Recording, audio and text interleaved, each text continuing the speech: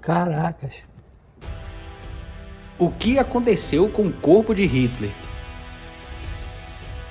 Era 1945 e o regime nazista estava cercado. O Exército Vermelho Soviético avançava pelo leste, tendo libertado a Polônia. A tentativa dos nazistas de bombardear a Grã-Bretanha havia fracassado há muito tempo e agora as Forças Unidas da Grã-Bretanha, dos Estados Unidos e seus aliados avançavam sobre a Alemanha pelo oeste. Hitler estava encurralado, cada vez mais paranoico, e havia se refugiado em seu bunker, um abrigo antiaéreo em Berlim. Com a aproximação dos soviéticos à cidade, Hitler descobriu que seus próprios generais estavam começando a rejeitar as suas ordens. Determinado, ele decidiu que não seria capturado vivo. Enquanto Hitler planejava acabar com sua vida, ao invés de ser capturado, vários líderes nazistas disputavam as posições de poder. Hermann Göring tentou assumir o controle após a morte de Hitler, mas foi punido com a destituição de seus cargos e preso. Com as comunicações na cidade cortadas, Hitler ouviu fragmentos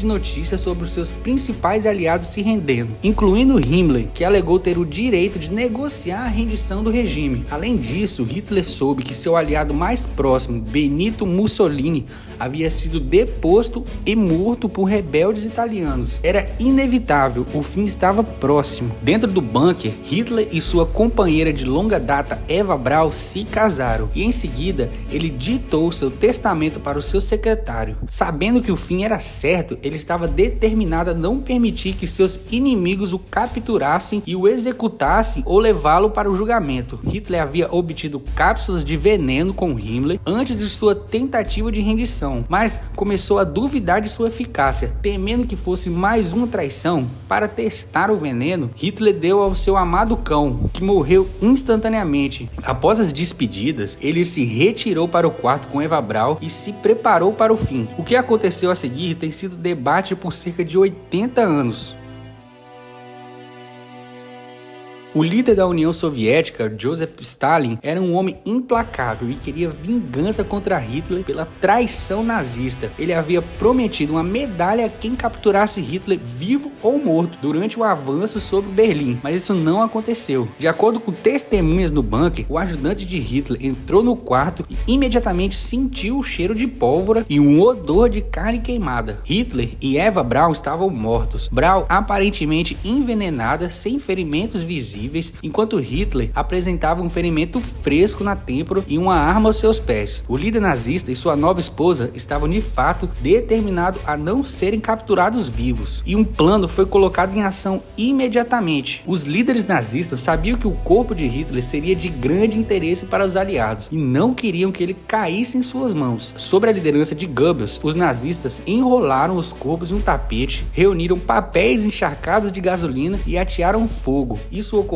sobre intenso bombardeio aliado, o que demonstra a lealdade dos seguidores mais fervorosos de Hitler, que realizaram esses rituais bizarros de funeral, mesmo colocando as suas vidas em risco. Embora o corpo de Hitler não tenha sido totalmente destruído pelo fogo, ficou irreconhecível e foi enterrado em uma cratera de bomba, junto com um tapete ensanguentado. Isso deveria ter sido o fim da história, mas não foi. Logo, os soviéticos assumiram o controle de Berlim e a notícia da morte de Hitler não agradou Stalin. Quando a informação se espalhou, milhares de soldados alemães abandonaram a batalha para evitar o confronto com os soviéticos. Foram necessários vários dias até os soviéticos chegarem ao complexo e desenterrassem o que acreditam ser os restos dentários de Hitler e Eva Braun. Uma análise inicial identificou o corpo de Hitler e isso parecia encerrar o caso. Pesquisas iniciais mostraram que mais de 2/3 dos americanos acreditavam que Hitler poderia estar vivo em julho de 1945, embora os líderes aliados não compartilhassem dessa dúvida. O mesmo não se poderia dizer sobre a União Soviética, onde Stalin ativamente espalhou as teorias conspiratórias. Apenas um mês após a descoberta dos restos dentários, Stalin ordenou que seu marechal de campo, George Zhukov, apresentasse detalhes de como Hitler poderia ter sobrevivido. Um mês depois, Stalin declarou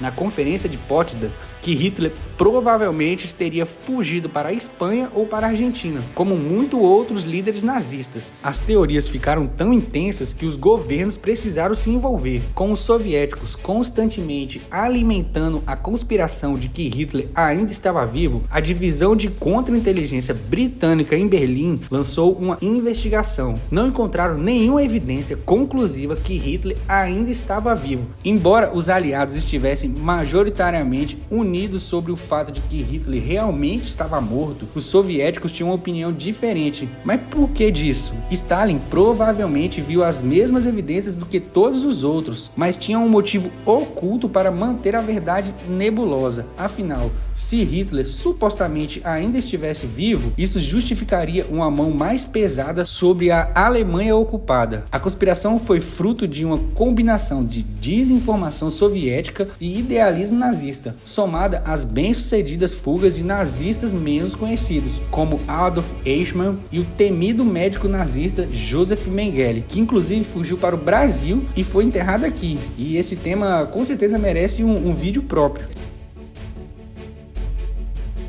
A verdade é que o corpo de Hitler foi essencialmente desaparecido pelos soviéticos. Ele morreu no bunker, foi exumado e examinado pelos soviéticos. A decisão de não criar nenhum tipo de memorial foi sem dúvida a mais correta, afinal ele não merecia, e uma lápide poderia se tornar um ponto de encontro para neonazistas. Contudo, muitas pessoas desejavam mais transparência, algo que não iriam obter daqueles responsáveis pela investigação da morte de Hitler. Os restos mortais de Hitler não foram catalogados e se tornaram apenas mais um artefato nos arquivos estatais russos. Muitos desses arquivos, que continham documentos da Rússia pré-soviética e do auge do Império, permaneceram selados até o colapso da União Soviética, no início da década de 1990. No caos que se seguiu, havia outros problemas mais urgentes do que os restos mortais de um ditador nazista dos anos 40, mas isso mudaria com uma grande descoberta. Em 1993, fragmentos ósseos usados para identificar os restos mortais de Hitler e Eva Braun ressurgiram nos arquivos, reacendendo o interesse pelo caso. E de repente, todos voltaram a examinar as pesquisas e teorias sobre a morte do líder nazista, acumuladas ao longo de meio século. Como já não bastasse, as coisas mudaram novamente, com os arquivos agora abertos e a Rússia se aproximando do mundo. Sobre a gestão de Boris Yeltsin, surgiram investigações mais confiáveis. Um relatório original guardado desde os tempos de Nikita Khrushchev foi publicado em 2005 como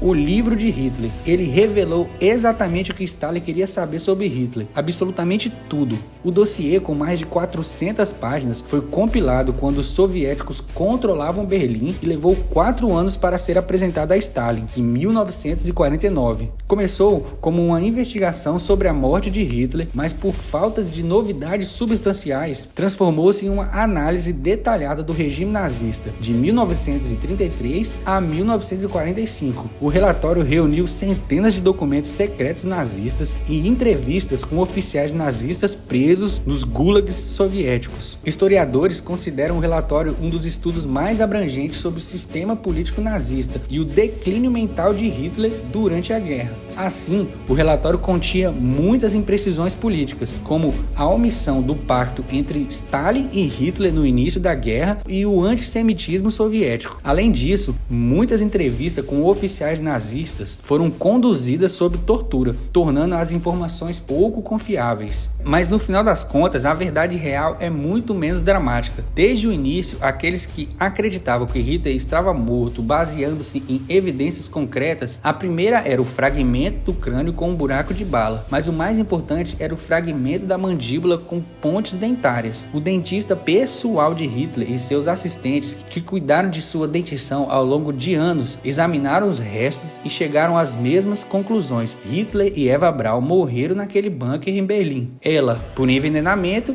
ele acelerou o processo com um único tiro.